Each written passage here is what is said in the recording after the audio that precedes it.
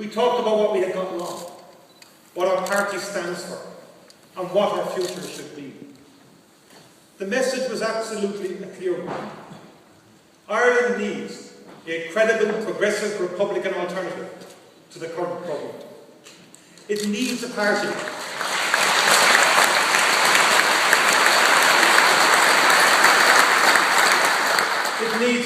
which can bridge gaps between groups, not widen them.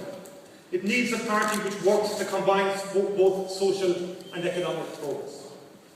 It needs a party which shows that it can learn from the past, but is focused on the future. And this must be the role of Fianna Fáil.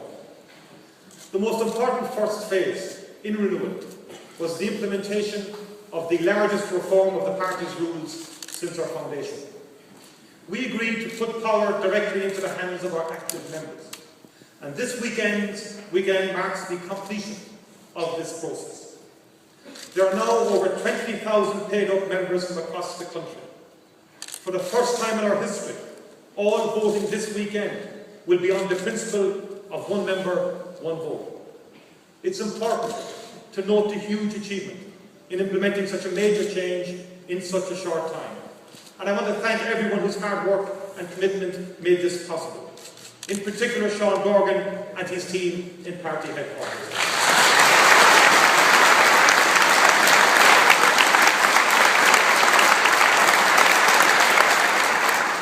We also agreed to a new model of raising the funds we need to represent our communities and to fight elections. The changes we've implemented and the dedication of our members means that now over 90% of all our fundraising comes from donations of €50 or less. Today, when people ask who funds Fianna Fáil, the answer is a very simple one. Many thousands of our members and supporters do, and they do it through small donations, draw tickets and membership fees. Even more importantly, we agreed that we must become a more activist party, one which re-establishes the direct link with people which was once our proudest boast. We must show that we can listen and respond to people's concerns. We are already preparing the ground for selection conventions for the local and European elections next year.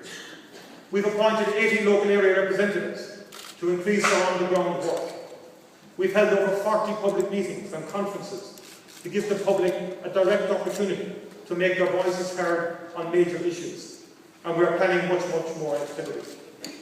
Most of this work has taken place away from the media spotlight, but I have no doubt it is having a major impact.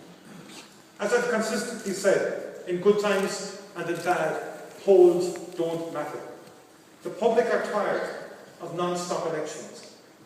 They can see that what you get from permanent campaigning is a government with an unprecedented majority, elected on the basis of promises it never intended keeping.